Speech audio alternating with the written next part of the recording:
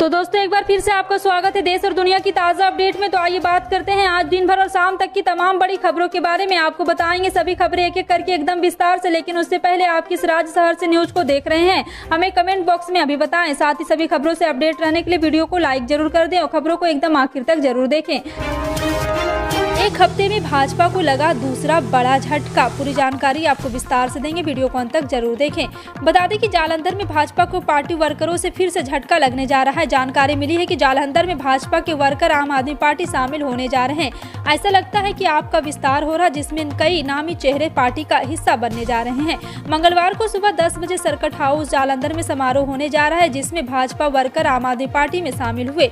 इस मौके पर स्थानीय निकाय मंत्री इंदरवीर सिंह निज्जर, आपकी सीनियर लीडरशिप और जालंधर के विधायक शामिल रहेंगे। गौरतलब है कि कुल 52 वर्कर, जिनमें भाजपा के 4 पार्षद, 2 उपाध्यक्ष, 2 मंडलाध्यक्ष हैं और समारोह में आम आदमी पार्टी में शामिल हो रहे हैं। बता दें कि पिछले कुछ दिनों से लगातार शहर के कई भाजपा वर्कर छोड़ रहे हैं और पार्टी से इस्तीफा देकर आम आदमी पार्टी या फिर कांग्रेस में शामिल हो रहे हैं।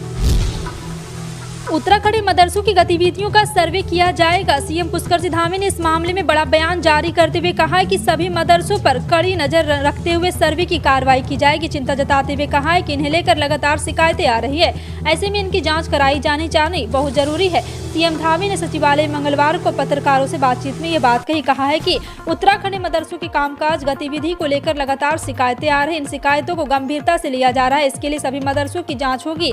यूपी की तर्ज पर सभी मदरसों का सर्वे किया जाएगा। ऐसे में उत्तराखंड में भी मदरसों का सर्वे जरूरी हो गया। इसके लिए जांच प्रक्रिया शुरू की जाएगी। शम्स ने कहा है कि सरकार और पुलिस के संज्ञान में ये मामले, पुलिस लगातार वहां पर काम कर रही है और कई गिरफ्तारियां भी कर चुकी है।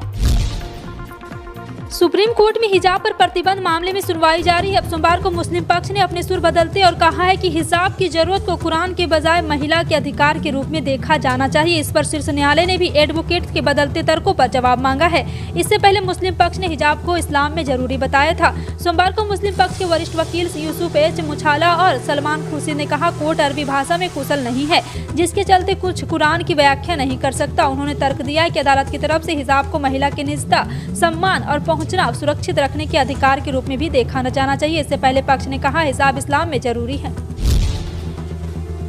भारत के नए अटॉर्नी जनरल मुकुल रोहतगी होंगे। वह 1 अक्टूबर से अपना दूसरा कार्य शुरू करेंगे। बता दें कि मुकुल रोहतगी को देश के अगले और 14वें अटॉर्नी जनरल के रूप में नियुक्त किया गया है। यह नियुक्ति उनकी दूसरी बार हो रही है। बता दें कि मौजूदा अटॉर्नी जनरल के वेणुगोपाल की सेवा 30 जून को ही समाप्त हो रही थी, लेकिन उनका सेवा विस्तार किया गया था।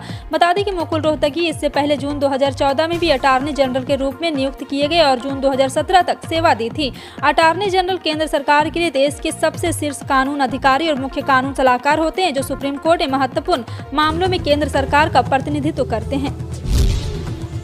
कांग्रेस नेता राहुल गांधी की भारत जोड़ो यात्रा ने 100 किलोमीटर की और 100 किलोमीटर की दूरी भी तय कर ली है। केरल में कांग्रेस की भारत जोड़ो यात्रा का तीसरा दिन मंगलवार को कंझू घाट में निकट कन्यापुरम से शुरू हुआ, जहां यात्रा पिछले दिन समाप्त हुई। सुबह लगभग 7:15 बजे शुरू हुए यात्रा के तीसरे दिन भी केरल चरण के पिछले 2 दिनों की तरह ही लोगों की उत्साहजनक भीड़ देखी गई। भारत जोड़ो यात्रा के तहत 150 दिन में पद यात्रा करते हुए कन्याकुमारी से कश्मीर तक 3570 किलोमीटर की दूरी तय की जाएगी। सोमवार शाम को यात्रा समाप्त होने तक 100 किलोमीटर की दूरी तय की जा चुकी थी। भारत में कोरोना के नए मामलों की संख्या में गिरावट दर्ज की जा रही है। पिछले 1 माह के मुकाबले हर दिन की तुलना में अब 75% से ज्यादा कम मामले दर्ज हो रहे हैं। बीते 24 घंटे में देश में 4000 से ज्यादा मामले सामने आए। वहीं सक्रिय मामलों की संख्या भी तेजी से गिर रही है। स्वास्थ्य विभाग द्वारा जारी किए गए आंकड़ों के मुताबिक बीते 24 घंटे में देश में कोरोना वायरस से संक्रमण के 4369 नए मामले दर्ज किए गए। वहीं सक्रिय मामलों की कुल संख्या घटकर 46,347 रह गई। स्वास्थ्य विभाग की ओर से दी गई जानकारी के मुताबिक अब तक देश में कुल 4,45,04,949 मामले दर्ज किए जा चुके हैं। वाराणसी की तरह मथुरा में भी कृष्ण जन्मभूमि स्थल शाही ईदगाह मस्जिद विवाद कोर्ट की चौखट तक पहुंच चुका है। यहां इससे जुड़े 12 मुकदमे स्थानीय अदालत में अलग अलग स्तर पर चल रहा है। यहां भी पूजा स्थल कानून 1991 की व्याख्या पर इनका भविष्य टिका है।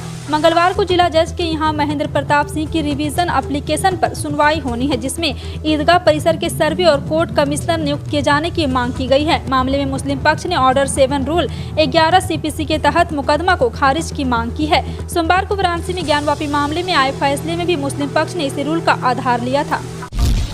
यूक्रेन के खिलाफ जारी युद्ध को देखते हुए अमेरिका रूस से तेल आयात पर पाबंदी लगाने की फिराक में है। इसे लेकर उसने G7 देशों से संपर्क किया है। यूएस ने भारत से भी इस प्रयास में साथ आने की अपील की है। वहीं रूस ऐसे किसी भी प्रतिबंध से बचने के प्रयास में लगा हुआ है। इसी कड़ी में मॉस्को ने भारत को तेल आयात पर भारी छूट की घोषणा की है। ईरान भी भारत को रियायती दर पर तेज निर्यात करने के फिराक में। दरअसल ईरान फिर से भारत को तेल निर्यात शुरू करना चाहते हैं। दरअसल अमेरिका का कहना है कि रूसी तेल के दाम की सीमा तय होने से यूक्रेन में रूस के गैर कानूनी युद्ध के लिए धन जुटाने के स्रोत पर चोट लगेगी। आपका इन सभी खबरों पर क्या कहना है कमेंट सेक्शन में टाइप करके जरूर बताएं। इसी तरह की पल पल की अपडेट जानने के लिए जुड़े रहें आप अपने हेडलाइंस न्यूज के साथ। मिलते हैं अगली बड़ी खबर में, तब तक के लिए जय हिंद।